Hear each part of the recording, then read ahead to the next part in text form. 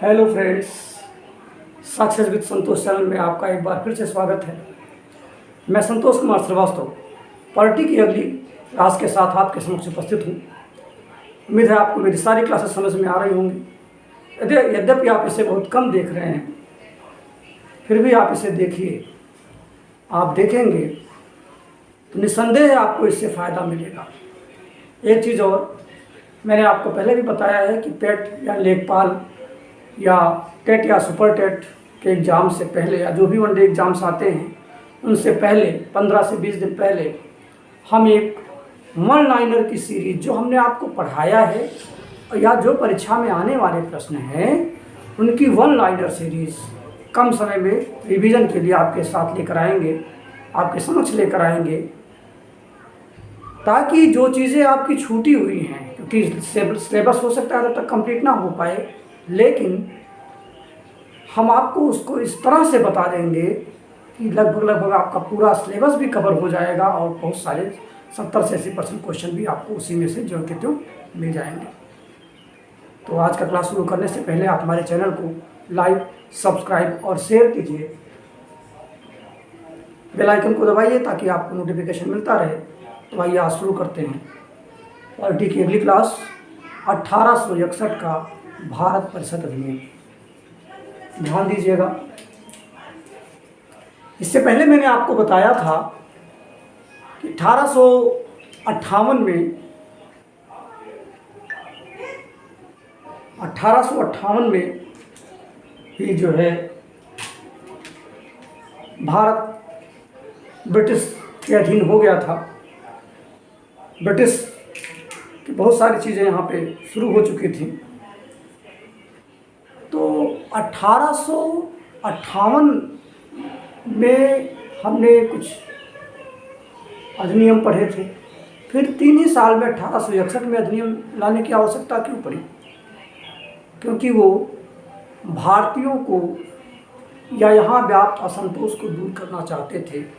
वो चाहते थे कि हम कुछ ऐसा करें कि भारतीयों को अपने साथ लेकर चलें, जिससे भारत में रहने वाले लोग भी संतुष्ट हों, उन्हें भी लगे कि जो है हम इनके हित की बात सोच रहे हैं। यद्यपि वो इसमें किस हद तक सफल हुए ये तो आपको पढ़ने से ही पता लगेगा। आइए शुरू करते हैं 1861 का भारत परिषद अधिनियम। तो इसका जो पहला पॉइंट है वो यही है, नहीं चल रहा है, इसका पहला पॉइंट हम यहीं से शुरू करेंगे कि ये प्रथम अधिनियम है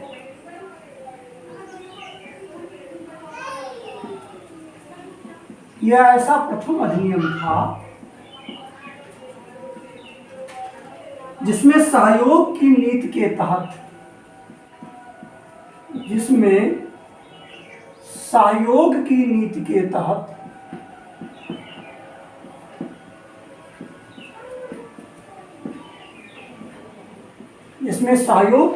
तहत शासन में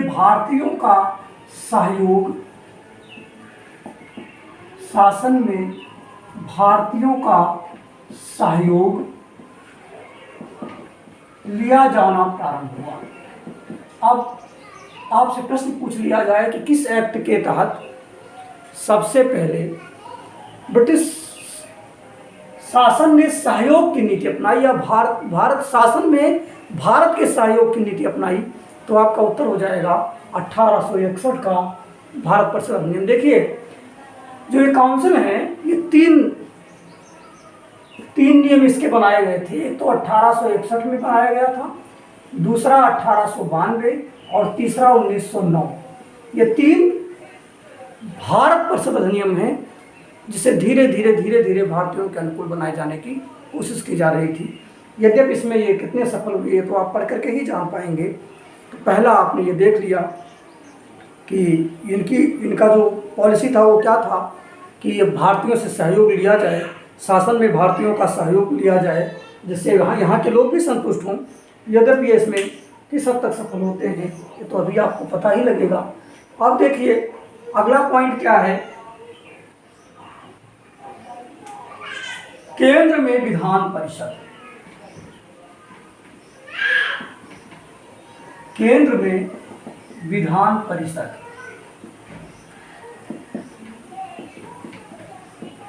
यद्यपि आपको पता है कि 1833 में ही केंद्रीकृत व्यवस्था की शुरुआत हो चुकी है, और आपको पता है इससे पहले भी 1833 में भी गवर्नर जनरल प्लस 4 लोगों की परिषद बनाई गई थी, जिसमें एक परिषद वित्त सदस्य के रूप में था, लेकिन जो वित्त सदस्य था वो स्थायी नहीं था। और आपने 1853 में देखा था कि इसी परिषद में जो वित्त सदस्य है उसको अस्थायी कर दिया गया था। तो अब इसमें भी केंद्र में विधान परिषद की स्थापना की गई है। अब आइए इसमें क्या हुआ। अब तक जो गवर्नर जनरल था वो क्या बन चुका है, वायसराय बन चुका है।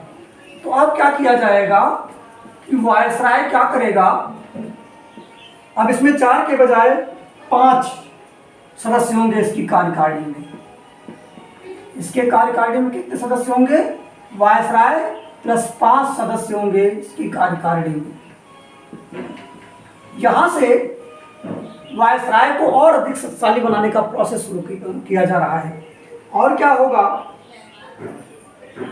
वायसराय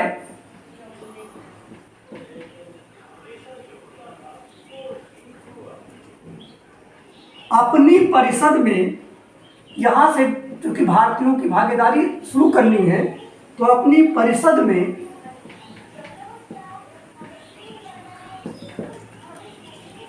6 से 12 सदस्य बढ़ा सकता है। इसके पहले आपने देखा था कि 12 सदस्य की नियुक्ति केवल हो सकती है, जिसमें से 6 अतिरिक्त सदस्य होंगे।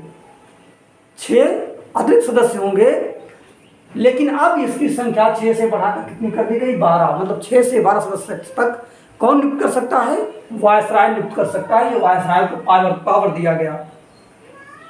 साथ ही याद रखिएगा 6 सदस्य जो होंगे ये अतिरिक्त सदस्य हैं।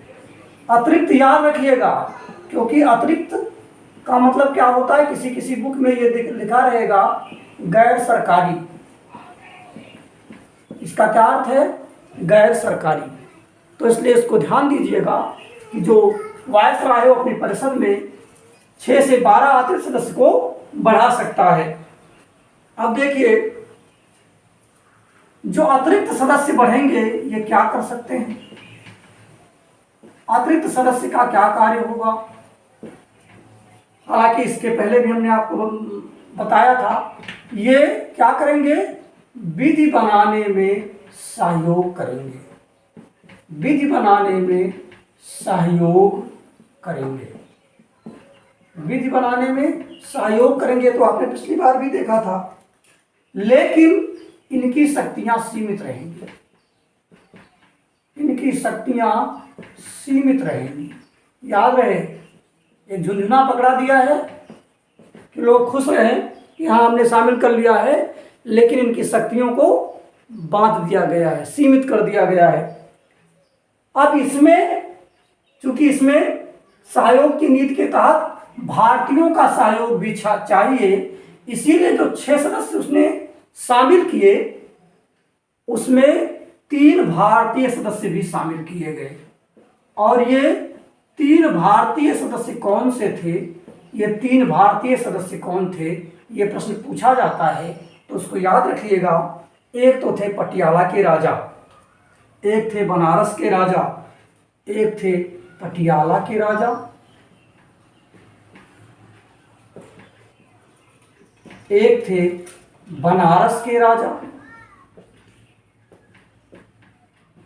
और एक थे सर दिनकर राव। ये प्रश्न आपसे पूछे जा सकते हैं कि 1861 में किन 3 निम्न में से 1861 में किस भारतीय को वायसराय ने अपनी परिषद में शामिल नहीं किया था। ये 3 नाम दे देंगे, एक चौथा नाम दे देंगे जो नहीं होगा। पटियाला का राजा, बनारस के राजा, सर दिनकर राव दे दिए, और झांसी का राजा कर दिया, या किसी भी स्टेट का राजा कह दिया। तो इस तरह से आपके ये प्रश्न यहाँ से बन सकते हैं। अब देखिए इसका स्क्रीनशॉट ले लीजिए।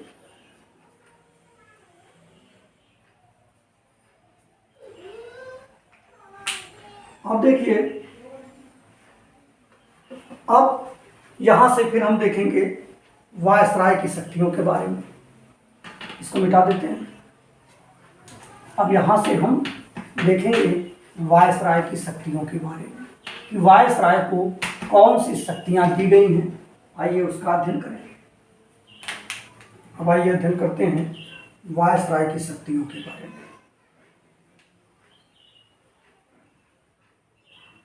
वायसराय की शक्तियों में दूसरा पॉइंट क्या किया गया? वायसराय की शक्तियों में बढ़ोतरी। वायसराय की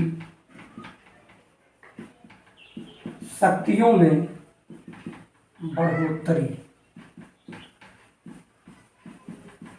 वायसराय की शक्तियों में किस तरह से बढ़ाएंगे? क्योंकि हम देख रहे हैं कि 1833 से लगातार गवर्नर जनरल और इसके बाद वायसराय की शक्तियों में वृद्धि की जा रही है।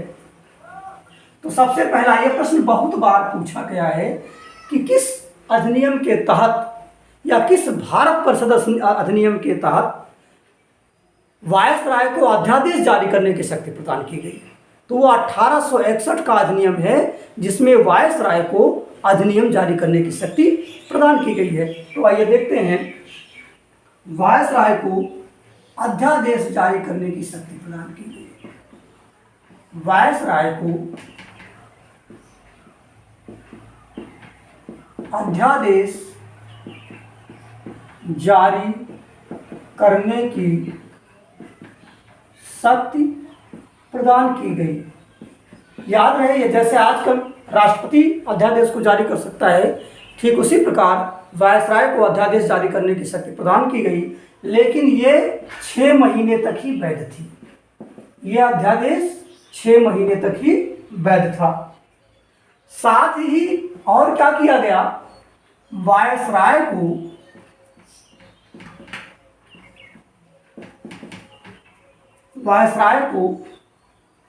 नए प्रांतों का गठन। वायसराय को नए प्रांतों का गठन,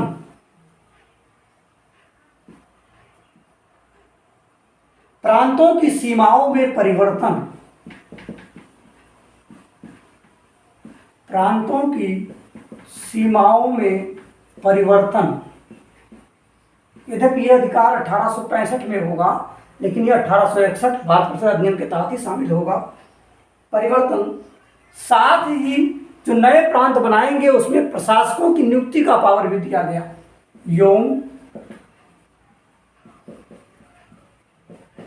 प्रशासकों की नियुक्ति, यौन प्रशासकों की नियुक्ति का भी अधिकार वायसराय को प्रदान किया गया। ये उनकी शक्ति में बढ़ोतरी की गई। अगला पॉइंट क्या है?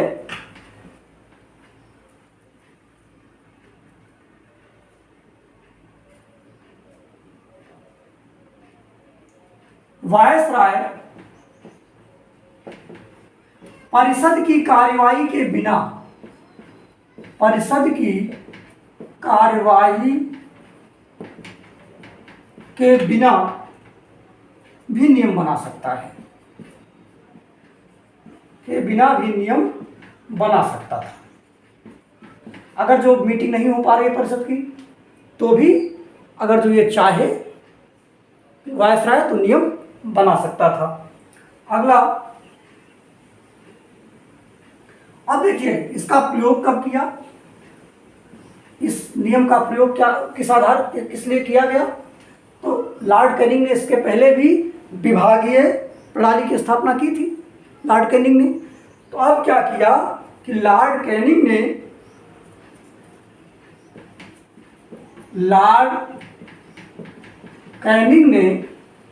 1859 में, यहां से 2 प्रश्न बन गए, विभागीय प्रणाली चालू की थी। विभागीय प्रणाली चालू की थी, डिपार्टमेंटल सिस्टम प्रणाली चालू की थी, इसे वैध कर दिया। तब लॉर्ड कैनिंग है तो इसे क्या किया? वैध कर दिया लॉर्ड कैनिंग ने। अब प्रश्न बनता है कि विभागीय प्रणाली की शुरुआत कब की गई, किसने किया? तो विभागीय प्रणाली की शुरुआत 1859 में लॉर्ड कैनिंग ने किया। आपसे पूछा जाए कि इसे वैध कब बनाया गया, तो इसे 1861 के अधिनियम के तहत वैध बनाया गया, ये याद रखिएगा। इस तरह से वायसराय की शक्तियों में वृद्धि की जा रही है। और इसके पहले आपको पता है कि गवर्नर जनरल को वीटो पावर दी गई थी, तो वीटो पावर बनी रहेगी, वायसराय के पास वीटो पावर बनी रहेगी, वायसराय के पास वीटो पावर बनी रहेगी, वायसराय के पास वीटो पावर बनी रहेगी। वायसराय के पास अब वीटो पावर बनी रहेगी, क्योंकि ये पहले से गवर्नर जनरल के पास चली आ रही है, बल्कि अब वीटो पावर थोड़ा सा बढ़ ही गया है। क्या बढ़ गया कि अब साथ इसे अध्यादेश जारी करने की शक्ति भी दे दी गई है, इसे बिना परिषद की कार्रवाई के भी नियम बनाने की शक्ति दी गई है, जिसके तहत लॉर्ड कैनिंग ने 1859 में जो अपना डिपार्टमेंटल सिस्टम लागू किया था, उसको क्या किया, वैध कर दिया। ये सब आप याद रखिएगा, स्क्रीनशॉट ले लीजिए।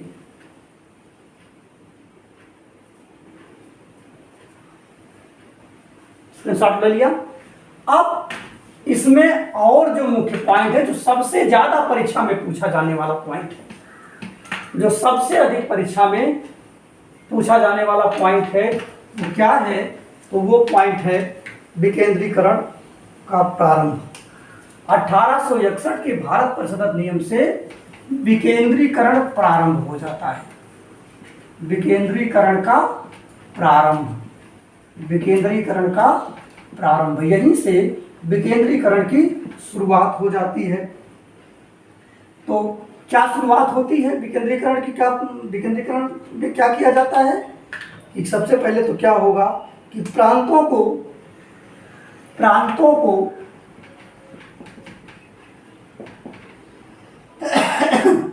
विधि बनाने की शक्ति वापस कर दी गई। प्रांतों को अब विधि बनाने की शक्ति वापस कर दी गई। आप कमेंट करके बताइए कि प्रांतों से विधि बनाने की शक्ति वापस कब ली गई थी? प्रांतों को विधि बनाने की शक्ति वापस कर दी गई। अब प्रांत भी अपनी विधि स्वयं बना सकेंगे, चाहे वो मुंबई हो, मद्रास हो, बंगाल हो, सब अपनी विधि फिर से बना सकेंगे।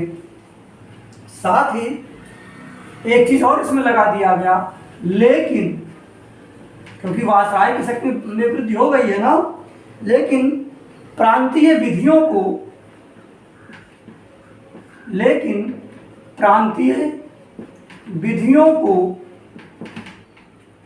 वायसराय से स्वीकृति लेनी होगी। वायसराय से स्वीकृति लेनी होगी। वायसराय से स्वीकृति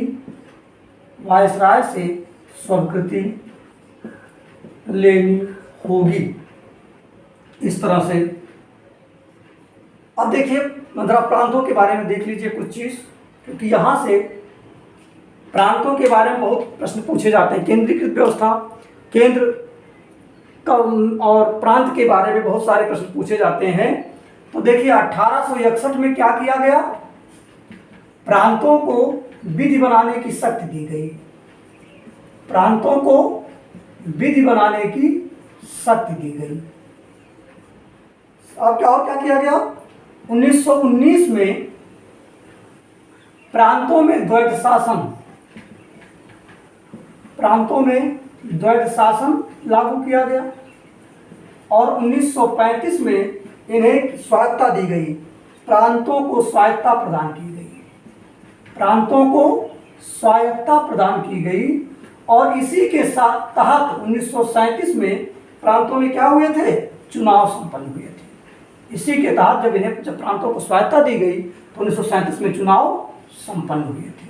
इसी के तहत इस तरह से ये विकेंद्रीकरण की प्रक्रिया अपनी चल रही थी। अब देखिए,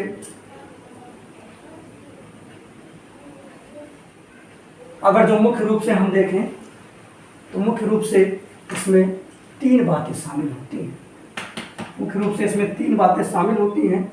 कौन कौन सी? कौन कौन सी 3 बातें इसमें शामिल हो गई इस अधिनियम में? तो ये 3 बातें कौन कौन सी शामिल हुई? तो सबसे पहले तो क्या हुआ कि केंद्रीय विधान परिषद में भारतीयों का सहयोग, केंद्रीय विधान परिषद में भारतीय आ गए। यद्यपि अभी इन्हें वो पावर नहीं मिले हैं, इन्हें बहस करने की शक्ति नहीं मिली है, इन्हें किसी प्रकार की कोई शक्ति अभी तक नहीं मिली है।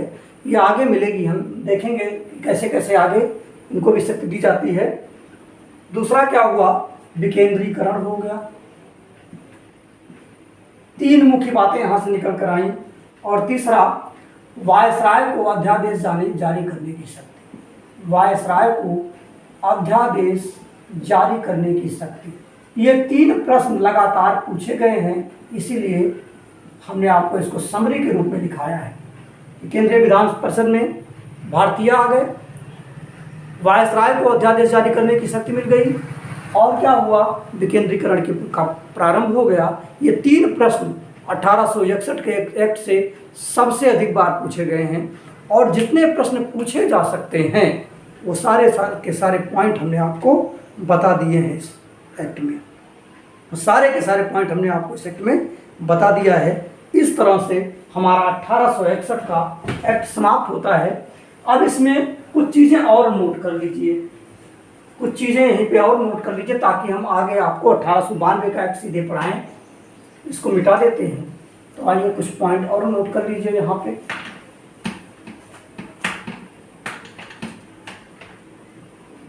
अठारह सौ 1861 में ही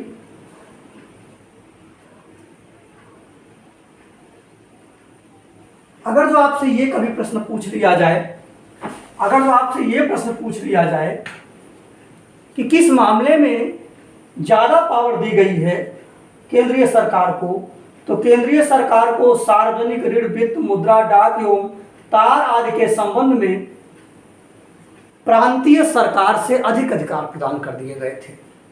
इधर प्रांत को कानून बनाने का अधिकार था, प्राग वापस कर दिया गया था, लेकिन इस संबंध में अधिक पावर हमेशा केंद्र को ही था। अब आइए देखिए 1865 का एक पॉइंट याद रखिएगा, ये पॉइंट महत्वपूर्ण है, इसलिए हम आपको बता दे रहे हैं कि 1865 में क्या है।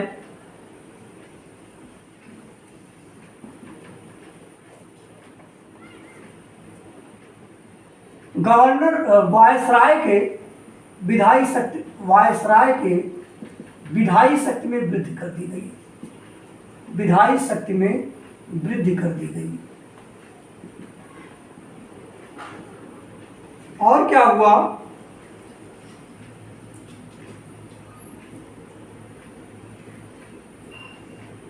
इसके पहले हमने आपको बता दिया था कि जो प्रांत की सीमाओं में परिवर्तन करने का अधिकार वायसराय को प्रदान किया गया, लेकिन ये वास्तविक रूप से कब आएगा? 1865 में आएगा।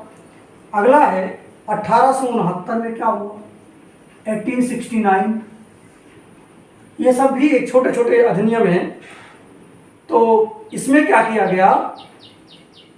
वायसराय या गवर्नर जनरल भी लिखा मिलता है कहीं कहीं, तो हम गवर्नर जनरल भी लिख देते हैं। नहीं, आप कहें कि सर वायसराय था तो इसमें गवर्नर जनरल लिखा हुआ है, जब वायसराय सही है, क्योंकि 1858 एक्ट के तहत गवर्नर जनरल को क्या बनाया गया था? वायसराय बनाया गया था। तो वायसराय को विदेश में रहने वाले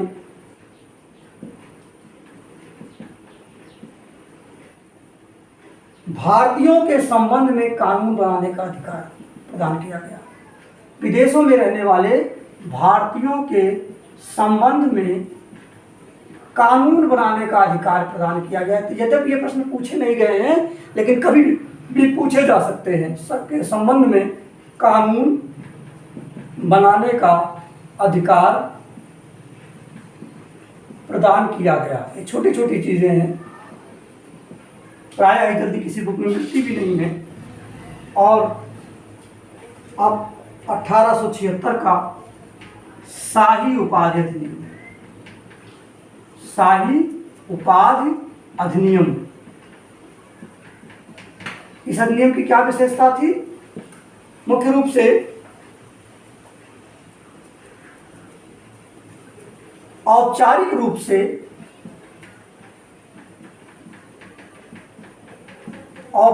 रूप से भारत सरकार का ब्रिटिश सरकार में अंतरण मान्य, ब्रिटिश सरकार में अंतरण मान्य। और क्या था? 28 अप्रैल 1876 ईस्वी को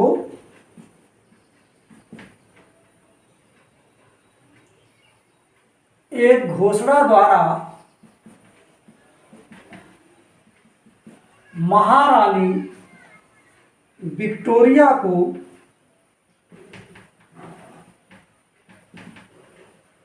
भारत की साम्राज्ञी घोषित किया गया। भारत की साम्राज्ञी घोषित किया गया। ये पॉइंट जल्दी इसमें शामिल देख लो, ये हिस्ट्री में आप पढ़ते हैं लेकिन इसमें जल्दी शामिल नहीं किया जाता, इसलिए हमने इस 3 पॉइंट को अलग से आपको यहाँ बता दिया है।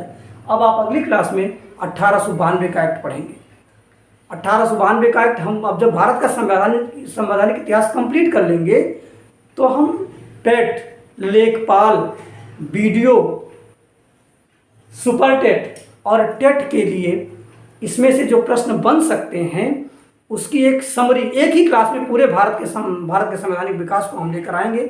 मुश्किल से आधे घंटे में हम पूरे वन लाइनर के माध्यम से आपका पूरा भारत का संवैधानिक विकास कंप्लीट करा देंगे और वो टेट, सुपर टेट आदि सभी परीक्षाओं के लिए बहुत महत्वपूर्ण होगा। ऐसे ही हम सब में करेंगे, सब टॉपिक को लेकर आएंगे और सब में हम उसको वन लाइनर के रूप में भी आपको दिखाते चलेंगे।